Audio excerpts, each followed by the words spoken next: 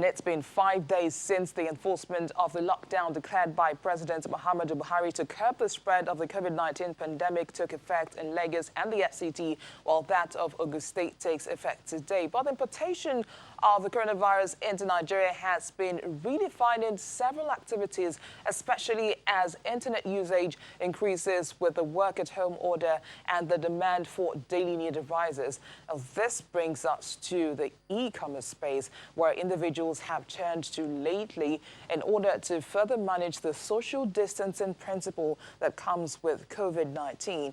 I'm being joined now by the CEO of Konga Group, Nnamdi Eke, to talk more about this. Good morning, Nnamdi. Well, let's begin this conversation with the question, what does coronavirus mean to the e-commerce industry? Has it been more of a negative or a positive issue? Hi, good morning.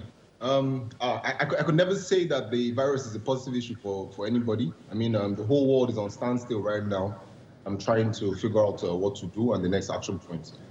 But what we've done as an e-commerce business is that since our business doesn't require so much physical interaction, which reduces the spread of the virus, we're trying to work with both local and state and federal governments to ensure that we're able to deliver across the country efficiently during this period. So our goal is to continue to provide the public with essential products during this period where it's difficult to move around. And going by an online publication by sanocommerce.com, we understand that as at March the 27th, online sales in the U.S. has increased by 52% year on year, and the number of online shoppers up by 8.8%. Has this also been the case with Nigeria?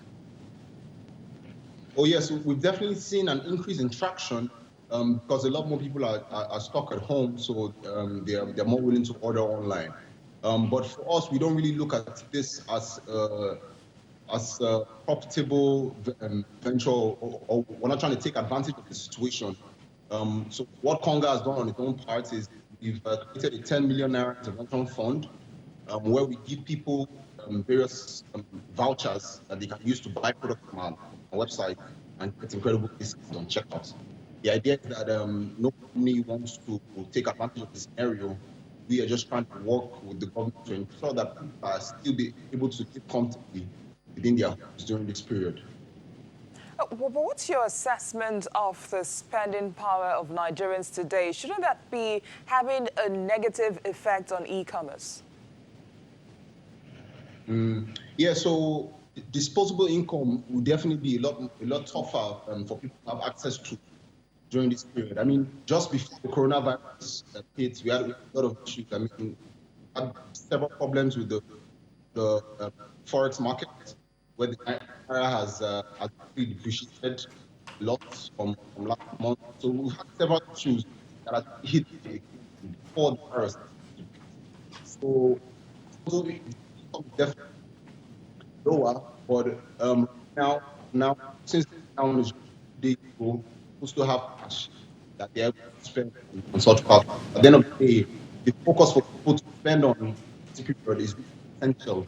So we've seen a huge increase in essential during this period. For ordering masks, people are this period. In huge fraction that. Now, talking about the lockdown in Lagos and Abuja now, how has the government's directive on the lockdown affected players like you? Are you folks also classified as essential workers or non-essentials? Oh, we're definitely classified as essential. I mean, when the president made the announcement on Sunday, it created a lot of chaos and confusion because there was not much clarity on who is classified as essential.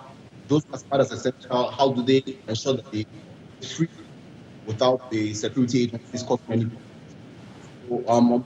So we had to have discussions with state governors and the federal to stand for what the plans and try to those current are delivering effectively because there are no issues now. Are still trying to with state governments to have shut down the areas, ensure that vehicles are still able to go to the state and come. All right, we'll return to you, Nnamdi, in just a moment. We need to fix that technical issue there. Continue our conversation with the CEO of Konga Group, Nnamdi Eke, who's back with us. Thanks, Nnamdi, for sticking around. So let's continue our conversation now. Okay, now that the internet usage has spiked by about 50% around the world now, and online grocery sales have, of course, exploded as well. In what product categories are you witnessing demands?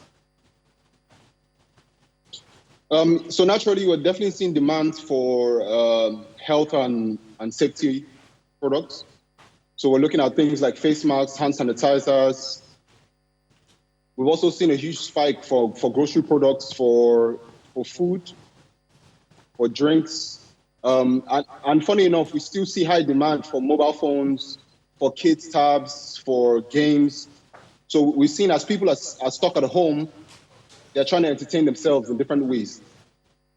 But were there cases of high demand and low supply in some categories, for instance? High demand and low supply. So Konga works with a network of what we call our merchants. Today, we have over 100,000 merchants selling products on the platform. So the problem is that when this lockdown was effected, a lot of our merchants didn't have access to their products. But places like Computer Village were shut down. A lot of the big markets were shut down. So what we've done is that we've worked with some of our key merchants to bring in those products into our warehouse to ensure that when customers order, we're able to supply. There's been issues here and there, but we do our best to ensure that our customers have the best experience during this period.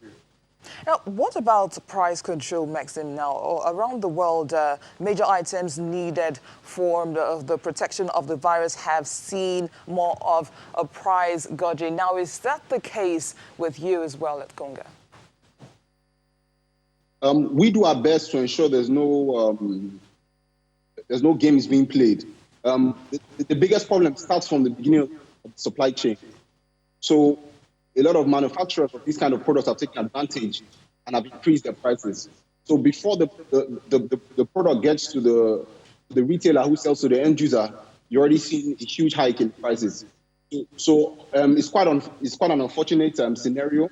I think the demand on supply also plays a factor into this.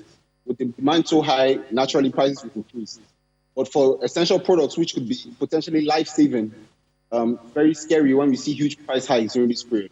But what we do is we work with our merchants to ensure that they are not overputting their prices so that our customers have best possible price for these products at this time. What does the coronavirus tell you about the future of shopping? Because in Nigeria, for instance, it looks like retail shopping is still done more offline. Is that something that you see changing post-COVID-19? Oh, we have no choice but to change that trend. I mean, if you look at the global markets, China was like this just a few years ago. Same thing for India, and we've seen a trend where Africa is also moving towards this direction. Nigeria is still very early in this stage.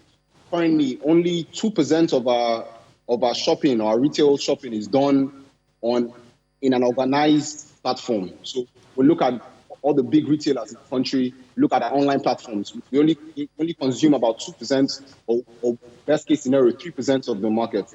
So as the country grows, as there's economic growth, as people get more access to disposable income, we see people beginning to use these new channels of shopping, which are safer, which have access to great prices, we give you access to warranty, insurance, and a whole lot of things. So I definitely see huge potential growth in the market.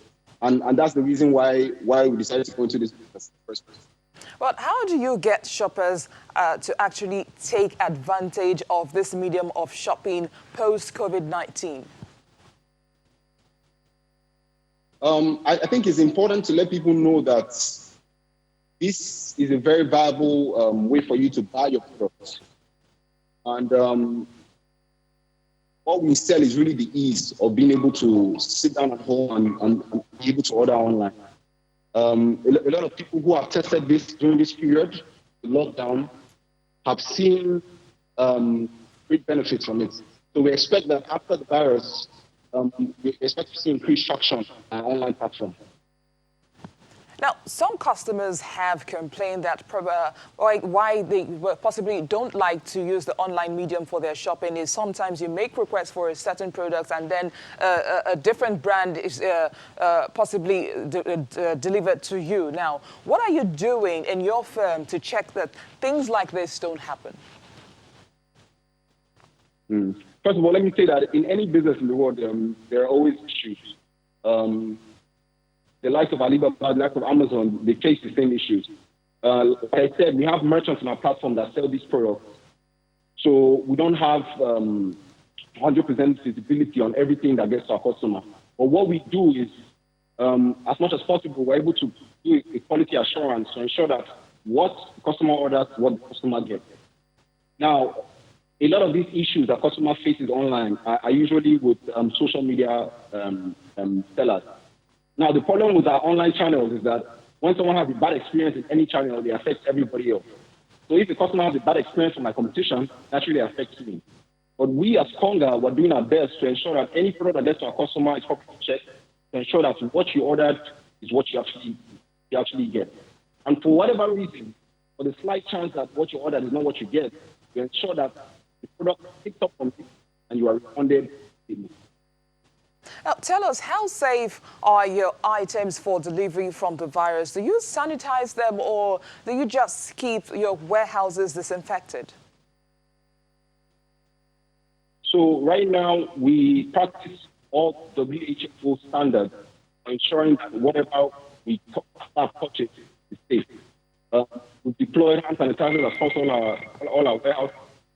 All our warehouses use gloves, and as the product comes out of the warehouse, we ensure the product is sit down and ensure any potential virus move the product. So you can rest assured that any product you're ordering from Konga during this period is 100% safe. CEO of Konga Group, Nnamdi Eke, thank you for sharing your thoughts with us on Business Morning. Thank you very much.